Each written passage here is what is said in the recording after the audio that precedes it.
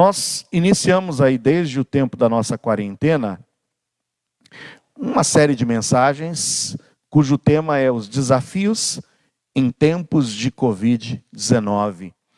E a cada domingo nós estamos sendo desafiados, porque o tempo que nós estamos vivendo é um tempo em que precisamos, sem sombra de dúvidas, renovar a nossa esperança, acrescentar cada vez mais medida de fé. Precisamos também, acrescentar alegria às nossas vidas. E precisamos, através da palavra, termos o direcionamento para vencermos os obstáculos e os desafios, como a própria série de mensagens nos conclama. Quais seriam esses desafios? Ou mais especificamente, qual o desafio para essa noite? Eu quero te convidar a abrir sua Bíblia em João, capítulo de número 2. Nós leremos os versículos 1 a 11. Evangelho de João, capítulo de número 2, versículos 1 a 11. Enquanto vocês estão encontrando o texto bíblico, veja que interessante. Vocês notaram aqui como o nosso visual está diferente, como aqui nós estamos, com a nossa igreja com novidades. Eu acredito que vocês viram esse visual e estão gostando, eu creio que estão gostando. Os nossos homens aqui da igreja começaram essa remodelação e nós temos outros serviços que serão feitos durante esse tempo de quarentena, porque nós queremos receber os irmãos no nosso retorno aos nossos encontros físicos, com todos os serviços e todas as questões que precisam ser arrumadas, tudo em ordem, para que quando voltemos já, meus amados irmãos, de cara nova e renovados, em nome de Jesus. Agradecemos aos irmãos, os homens que participaram aí desse mutirão, tá bom? Evangelho de João, capítulo de número 2, leremos dos versículos 1 até o versículo de número 11. E ao terceiro dia fizeram-se umas bodas em Caná da Galileia, e estava ali a mãe de Jesus. E foi também convidado Jesus e os seus discípulos para as bodas. E faltando o vinho, a mãe de Jesus lhe disse: não tem vinho. Disse-lhe Jesus: mulher, que tenho eu contigo? Ainda não é chegada a minha hora. Sua mãe disse aos serventes: fazei tudo quanto ele vos disser. E estavam ali postas 6 talhas de pedra para as purificações dos judeus, e em cada uma delas cabiam 2 ou 3 almudes. Disse-lhes Jesus: enchei d'água essas talhas, e encheram-nas até em cima. E disse-lhes: tirai agora, e levai ao mestre-sala. E levaram. E logo que o mestre-sala provou a água feita vinho, não sabendo de onde viera, se bem que o sabiam os serventes que tinham tirado a água, chamou o mestre-sala ao esposo e disse-lhe: todo homem põe primeiro o vinho bom, e quando já tem bebido bem, então o inferior. Mas tu guardaste até agora o bom vinho.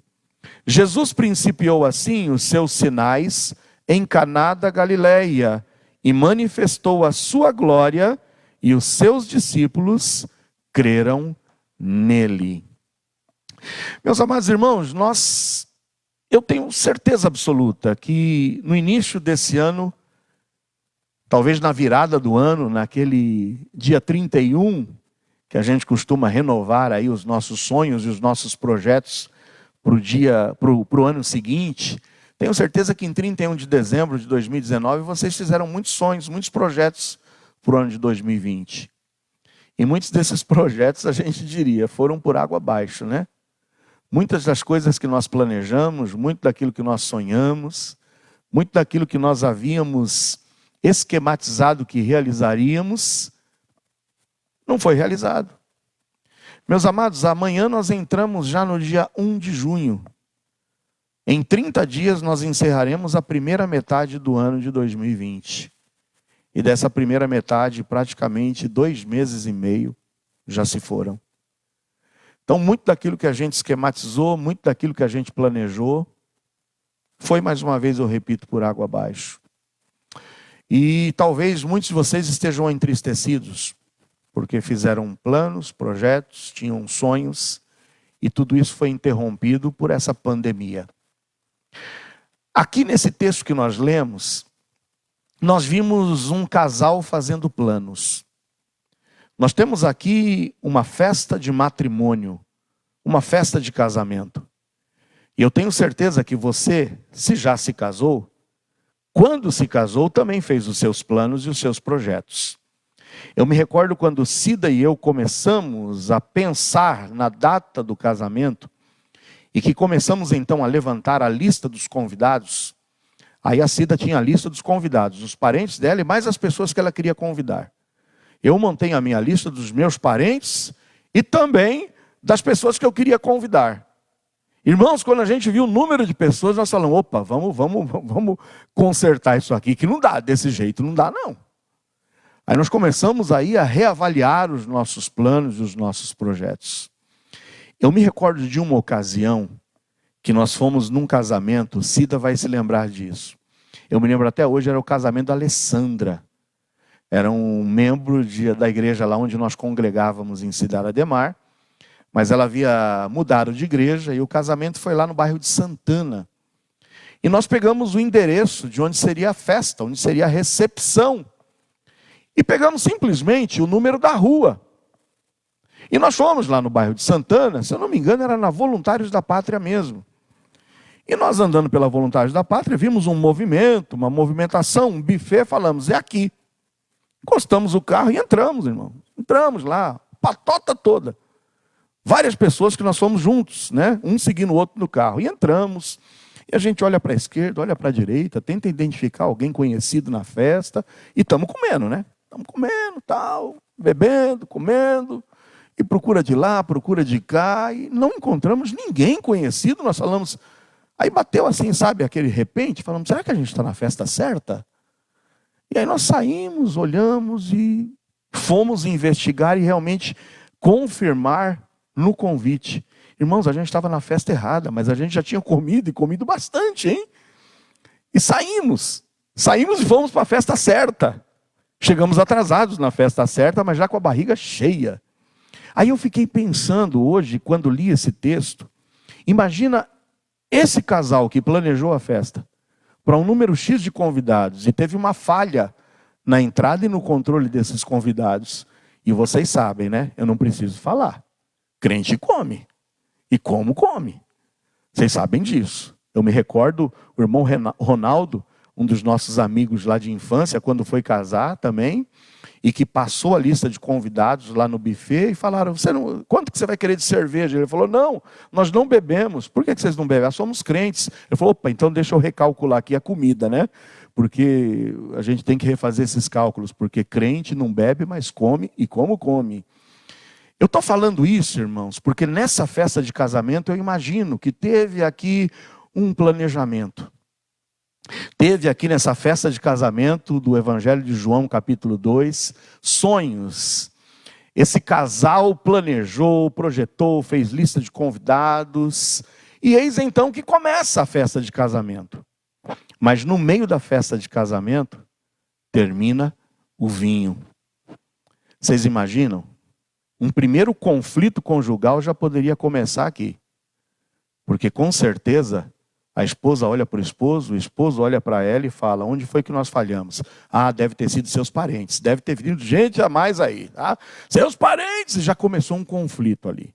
Talvez um acusando o outro, talvez um dizendo ali que foi falta de planejamento. Tá vendo? Eu avisei. Ninguém quer, ninguém deseja que num dia tão esperado como esse pudesse se haver um conflito por falta de comida ou por falta de bebida.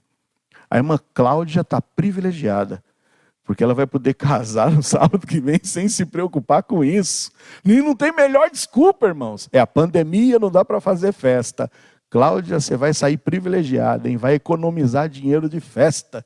Porque festa de casamento, se você faz, o povo reclama. Se não faz, o povo reclama. E não tem como agradar todo mundo, não é assim? E nessa festa aqui, os sonhos e os projetos estavam indo por água abaixo. Muitos sonhos nós também tivemos para esse ano de 2020 e talvez alguns deles estejam indo por água abaixo. E um grande desafio para a tua e para a minha vida é reavaliarmos, é não nos frustrarmos e observarmos algumas considerações nesse texto que eu quero chamar a tua atenção. A primeira consideração é a seguinte: faltando vinho, versículo 3. Faltando vinho. Essa é a primeira frase que eu quero te destacar. Porque se faltou vinho, é porque a gente chega a uma conclusão que todos os projetos humanos são falíveis. Esse texto demonstra para a gente a falibilidade dos projetos humanos. Você pode se precaver, você pode, quem sabe, vou aqui falar, você dona de casa, pode se programar, quem sabe para aquela festa, você pode se programar preparando o cardápio, mas existe a possibilidade de se falhar na quantidade. Existe a possibilidade de falhar naquela receita que você tanto dominava e que na realidade vai sair uma gororoba e não vai ter nem como servir aquilo.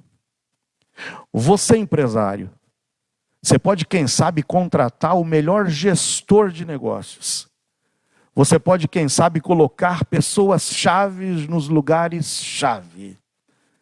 Mas existe a possibilidade de tudo isso falhar.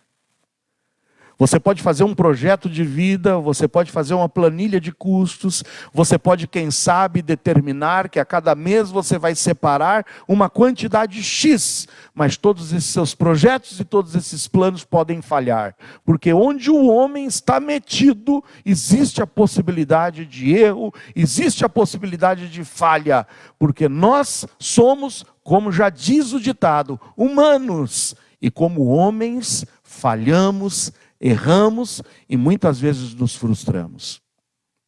Esse texto aqui para mim é um prato cheio, para que a gente possa ter consciência e pés no chão, e muitas vezes, quem sabe, deixarmos a nossa arrogância e a nossa soberba de lado, em pensarmos que nós somos os melhores, e que se nós estamos em determinado negócio, ou em determinada situação, tudo vai dar certo.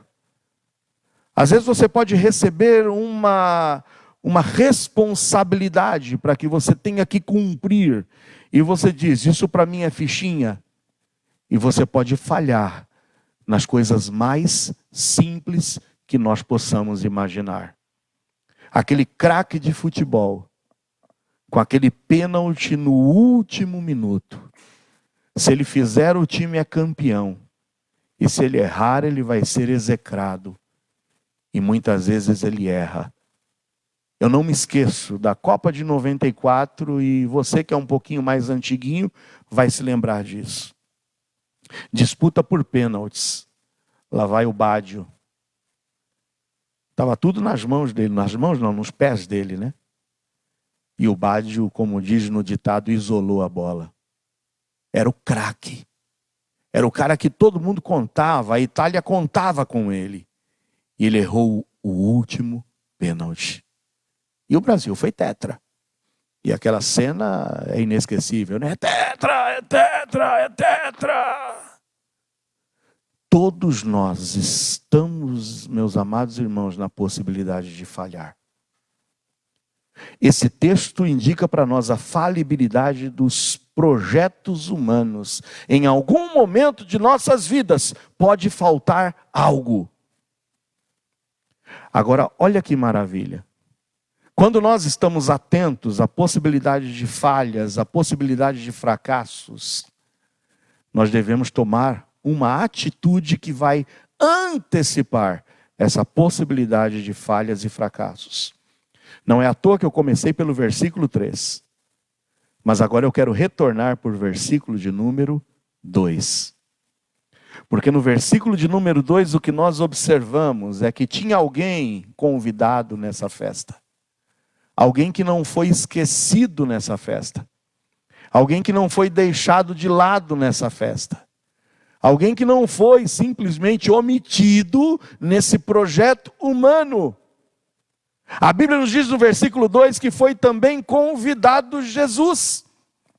E aí que eu quero que você tenha consciência de que Jesus precisa fazer parte dos nossos planos. Jesus tem que estar metido nos teus negócios. Jesus tem que estar no centro do teu matrimônio. Jesus tem que estar no centro da tua família. Jesus tem que estar convidado para participar dos teus projetos e sonhos. Quem sabe alguns dos que você fez no dia 31 de dezembro de 2019, você esqueceu de incluir Jesus. E se Jesus não está no meio dos nossos projetos, se Jesus não está no meio dos nossos planos, se Jesus não faz parte daquilo que a gente está projetando, existe a possibilidade do fracasso humano. E nós vamos recorrer a quem? Se nós deixamos Jesus de lado. Todo mundo podia ter sido convidado para essa festa, mas quem não podia ter sido esquecido era Jesus. E louvado seja Deus, porque Jesus não foi esquecido. A minha pergunta para ti é: Jesus faz parte dos seus planos?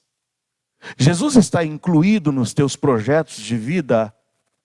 Porque quando as falhas ocorrerem, se nós o convidamos, se nós o colocamos, se nós fazemos ele parte dos nossos projetos e dos nossos sonhos, quando o fracasso ocorrer, quando nós falharmos, ele estará conosco. Aí eu peço para você fazer uma reflexão. Jesus faz parte do teu relacionamento amoroso? Você jovem que às vezes está pensando, está planejando, está projetando, qual é o primeiro pré-requisito que você coloca para que Deus providencie alguém que vai ser o teu futuro cônjuge? Você tem colocado como um pré-requisito que seja alguém que Deus coloque na sua vida? Porque às vezes nós projetamos, nós planejamos, nós colocamos a cor do cabelo, a cor dos olhos, a cor da pele, o tipo de cabelo, a classe social, nós lembramos de tudo. Mas esquecemos de colocar qual seria o primeiro pré-requisito. Que seja uma mulher ou que seja um homem de Deus. Você tem colocado Deus no centro do teu casamento? As decisões que são tomadas, seja com relação, como nós vimos, de disciplina dos filhos, na relação de orientação dos filhos, nos sonhos e nos projetos de vida que vocês vão construir, vocês têm colocado Deus no meio disso? E no teu trabalho, você tem colocado Deus no centro das tuas relações? Essa semana nós vimos a relação laboral na sexta-feira, no nosso estudo de sexta-feira, na carta que Paulo escreve aos Efésios. Como deve ser a relação do servo para com o Senhor? Como deve ser a relação do Senhor para com o servo? Você tem colocado Deus no meio da tua vida, dos teus projetos e dos teus planos? Porque a falibilidade humana é previsível. E se Deus não estiver no meio dos nossos sonhos e dos nossos projetos, as nossas falhas nos levarão a derrotas irreversíveis. Então esse texto nos leva a algumas reflexões. A primeira reflexão é essa. É de que a gente pode falhar. Mas a segunda reflexão é que se nós convidamos Jesus para fazer parte dos nossos planos, quando nós falharmos, Ele está conosco. Ele está conosco para nos confortar, para nos consolar, para fazer com que nós possamos, quem sabe, tomar um novo rumo debaixo da orientação dEle, a que possamos consertar o que está quebrado. Mas se Jesus não está com a gente tem que assumir a responsabilidade das nossas derrotas, da nossa falência, e não lançarmos a culpa sobre Ele. Porque nós o desprezamos e o deixamos de lado. A terceira reflexão que eu quero fazer contigo está no versículo 5. Porque quando os projetos falharam, porque o vinho acabou, erraram na conta, não sei o que aconteceu, se teve alguns penetras como a gente lá naquela festa de casamento que entraram e que tomaram demais. Eu não sei onde esteve a falha, mas a falha ocorreu porque onde o homem está é passível de falhas. Mas louvado seja Deus, porque em algum determinado momento, quando planejaram essa festa, não se esqueceram de convidar Jesus. E porque Jesus estava presente lá naquela festa de casamento, Jesus pôde dar um norte. Jesus pôde dar uma possibilidade de correção a essa falha. E foi então que Maria, a mãe de Jesus, quando consultada, ela conversa com Jesus e ela simplesmente dá um conselho a todos que estavam ali desesperados, tentando consertar essa situação. E o conselho de Maria é exatamente esse. E eu gostaria de dizer para você que às vezes está procurando ainda hoje Maria, está quem sabe aí se dirigindo a Maria, querendo que ela solucione os teus problemas. O conselho de Maria continua sendo o mesmo até hoje. Se você pudesse pedir um conselho para ela, se fosse possível perguntarmos a Maria o que ela pensa acerca de determinado assunto, o conselho de Maria seria esse: fazei tudo quanto ele vos disser. A própria mãe de Jesus tinha essa consciência de que se nós queremos consertar os nossos fracassos, de que se nós queremos consertar os nossos erros, nós temos que assumir uma posição de fazer tudo o que Jesus nos diz. É aqui que cai mais uma vez em algo que eu estou constantemente exortando a você nessa igreja, acerca da obediência. Quando Maria diz, fazei tudo o que ele vos disser, ela está dizendo que Jesus requer de nós obediência. E a semana passada eu disse para vocês que Noé pôde salvar a família dele, construindo aquela arca, única e tão somente porque ele foi obediente. A Bíblia diz que uma das características de Noé era que ele obedeceu, mas obedeceu em tudo ao Senhor. Tudo. E eu dizia para vocês, e mais uma vez eu repito para você que me ouve: meia obediência é desobediência. Demorar para obedecer é desobediência. E nenhuma boa intenção vai compensar a desobediência. O Senhor requer 100% de obediência. E Maria está dizendo, faça tudo que Jesus mandar. Vocês querem solução? Obedeçam a Ele. Vocês não têm que perguntar para mim, mas obedeçam a Ele. E se há alguém aqui que ainda acha que deve buscar a Maria, eu já te antecipo. Se Maria pudesse lhe dizer algo, ela diria exatamente isso: obedeça a Ele. Porque há um só Deus e um só mediador entre Deus e os homens. E esse alguém é Jesus Cristo, o homem. Porque em nenhum outro há salvação. Porque debaixo do céu nenhum outro nome há dado entre os homens, pelo qual importa que sejamos salvos. E o conselho de Maria, ele vai ecoar nessa festa. A obediência será recompensada. Deus recompensa aos obedientes, mas Deus resiste aos soberbos e aos rebeldes. Vamos ver o que a obediência vai trazer de resultado nessa história? É a quarta consideração que eu quero fazer com você. A palavra de Jesus foi essa: enchei de água essas talhas. Enchei de água essas talhas. O que eram as talhas? Eram grandes receptáculos feitos de pedra. Eram encravados na pedra. Em todas as casas existia o cerimonial de lava-pés e de lava-mãos. Então ali era como se fosse uma pequena caixa d'água, mas não tão pequena assim. Era de pedra e o Senhor disse, olhou ali e falou, olha, já sei o que eu vou fazer. Encha de água essas talhas. E eles não relutaram, eles não retrucaram, eles não disseram por quê.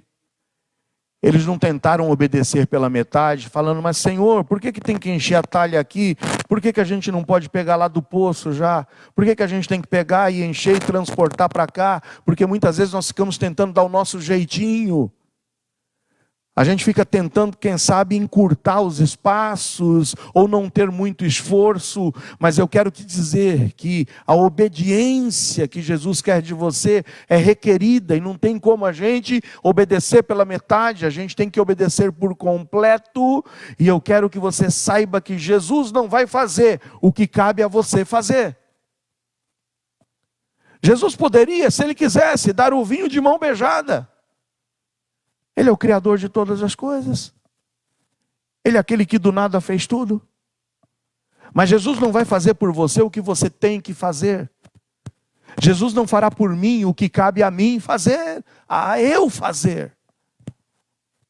O Senhor vai exigir que você e eu façamos o que nós devemos fazer. Jesus não faz por nós. E cabia àqueles homens encher as talhas.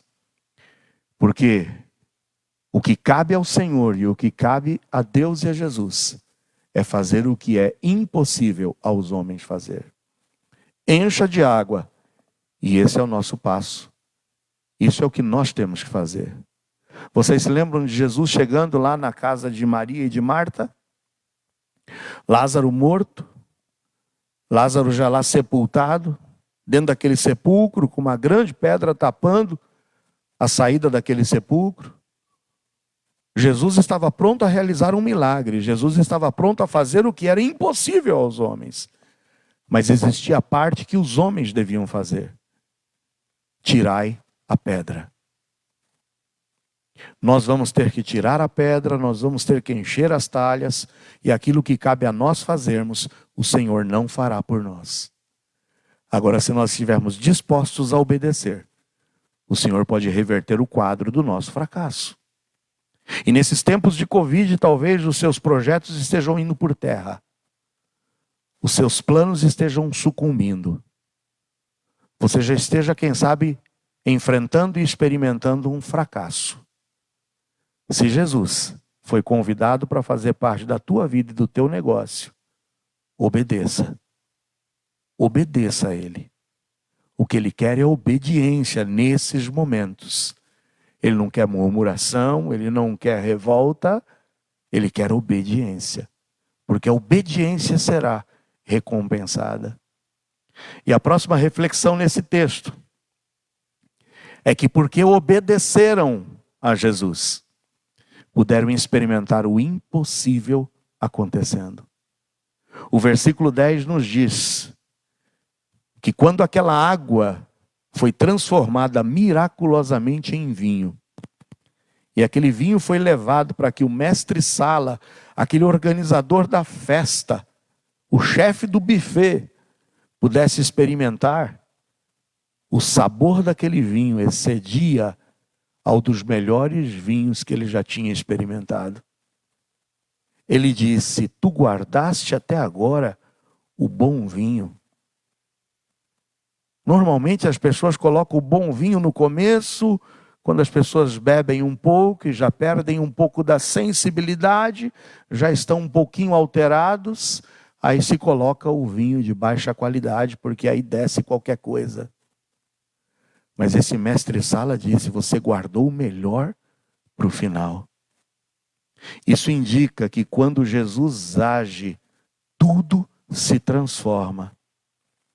E eu quero que você saiba que se as coisas estão ruins, elas podem melhorar. E se já estavam boas as coisas, melhores ainda elas ficarão. Se Jesus for metido no teu negócio. E se você estiver disposto a viver uma vida em obediência a Deus. Esse texto é maravilhoso para nos ajudar nesses tempos de desafios que nós estamos tendo diante de nós a cada dia. E a última reflexão que eu te chamo nesse texto está no versículo 11. Os seus discípulos creram nele.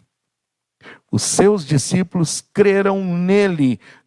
O teu lar, o meu lar, os teus negócios, os meus negócios, a tua vida, a minha vida pode impactar outras vidas, se nós estivermos dispostos a convidar Jesus a fazer parte dos nossos negócios, da nossa vida, do nosso lar, dos nossos sonhos, das nossas perspectivas, se estivermos dispostos a obedecê-lo, custe o que custar, se estivermos dispostos realmente a confiar a nossa vida a Ele, a nossa vida, o nosso lar, os nossos negócios podem impactar em outras vidas.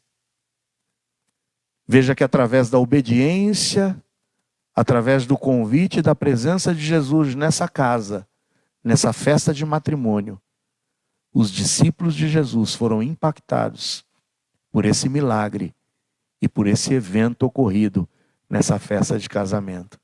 Os discípulos creram nele. O teu lar pode ser um lar de bênçãos, se você estiver disposto a convidar Jesus a fazer parte do teu lar. A tua vida pode ser uma vida de bênçãos e que impacte outras vidas, se você estiver disposto a colocar Jesus no centro da tua vida. O teu lar vai ser um lar de bênçãos, se Jesus for o centro do teu lar. Porque se Jesus fizer parte, nos momentos de fracasso, nos momentos de falhas, Ele mesmo te socorrerá. Ele mesmo dará a saída.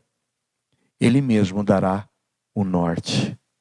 E nós vimos que quando há harmonia dentro do nosso lar, a harmonia dentro dos nossos negócios, a harmonia dentro da nossa vida e dos nossos relacionamentos, o nosso testemunho impactará a vida de tantos quantos se aproximarem de nós. Qual é o desafio de Deus para a tua vida e para a minha vida hoje nesses tempos de Covid? É que se você ainda não colocou Jesus nos teus sonhos e nas tuas expectativas, convide Ele hoje mesmo para fazer parte da tua vida.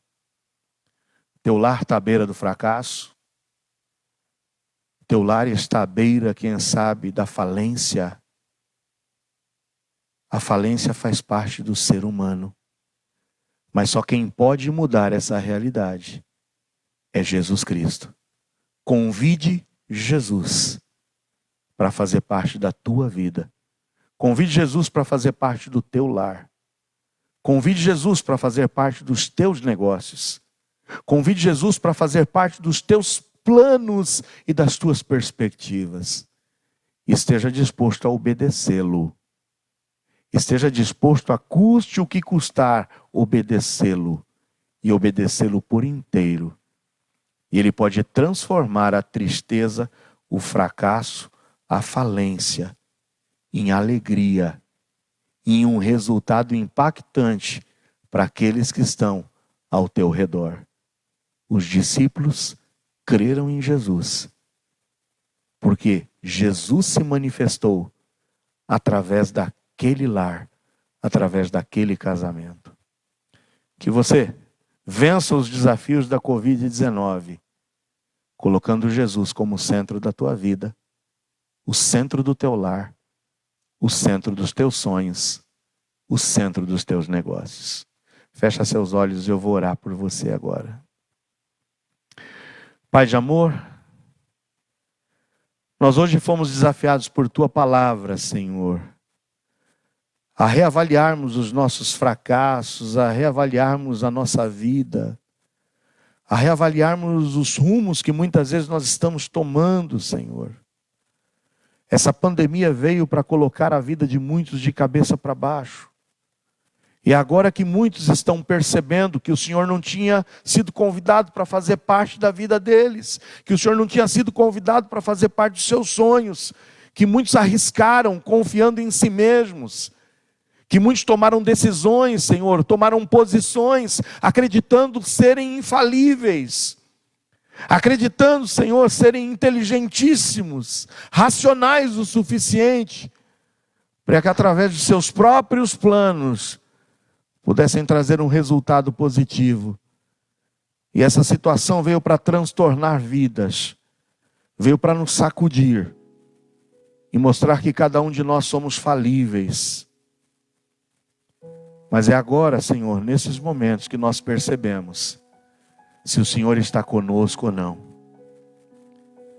Se alguém que precisa hoje reavaliar a sua vida e consertar os erros, por não ter colocado o teu Filho Jesus como centro dos seus negócios, dos seus planos, do seu casamento, dos seus relacionamentos, que haja hoje a disposição, Senhor, de consertar tudo. Mas isso exige, Senhor, não somente te convidar agora a estar conosco, mas isso exige a disposição de te obedecer. Que o Senhor, ó Deus, visite cada um dos lares aqui que nos ouvem, cada uma das vidas, sejam jovens, sejam adultos, sejam solteiros, sejam casados. Que nós vençamos os desafios da Covid-19, reavaliando de uma vez por todas, entronizando a Jesus como Senhor de nossas vidas. Vem, Senhor, ocupa este lugar que nós não permitimos que o Senhor ocupasse. Toma conta, Senhor, dos nossos sonhos. Toma conta dos nossos projetos. Nós não queremos, Senhor, fazer, nem pensar, nem agir diferente daquilo que o Senhor quer para nós. Eu entrego cada um dos que estão nos ouvindo nessa noite em tuas mãos, em nome de Jesus. Amém.